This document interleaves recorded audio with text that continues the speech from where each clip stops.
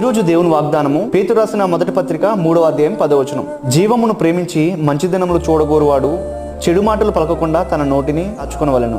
అన్నిటికీ కారణం నోరే. మన నోరు బాగుంటే మనం బాగుంటాం. If you want to see a good days, don't say negative words. కొంతమంది అంటారు మనసులో ఏమి ఉంచుకోనని అంటాడు. మనసులో ఏమి ఉంచుకోనంటే నిజమైనా సరే కొంచెం దాన్ని ఆపాలి. కొన్ని సందర్భాల్లో మనం మాట్లాడుకున్నటువంటి మాటలు కూడా ఉంటాయి. రాంగ్ టైంలో నీవు మాట్లాడే ఉంటే అక్కడ పరిస్థితి అంతా మారిపోతుంది. ఇది వస్తే అది మాట్లాడి బుద్ధిహీనుడు అనిపించుకున్నట్టు కంటే మన నోటిని కాపాడుకొని జ్ఞాని ఉండడం మేలు. నీవు ఆశీర్వదింపబడాలన్నా, నీ జీవితం నాశనం అయిపోవాలన్నా నీ నోరే కారణం. ఏది పడితే అది మాట్లాడేసి చిక్కుల్లో పడుతూ ఉంటారు కొంతమంది. మన మాటకి బౌండరీస్ ఉండాలి. మన జీవితంలో నాకు ఇది జరగదు, నాకు ఉద్యోగం రాదు, నాకు ఇంకా వివాహం జరగదు, జీవితం ఎప్పటికీ మారదు అని నీవు అనుకుంటున్నావా? ఇటువంటి మాటలు మాట్లాడొద్దు. నీవు ఈ రోజు కలిగి ఉన్న దాన్ని బట్టి డిసప్పాయింట్ అవ్వద్దు. దేవుని యందు విశ్వాసం ఉంచి మంచి మాటలు పలుకు. నీ జీవితంలో మంచి రోజులు చూస్తావు. నీ జీవితంలో దేవుడు గొప్ప కార్యాలు చేయబోతున్నాడు. నీకంతా కూడా శుభమే జరుగుతుంది.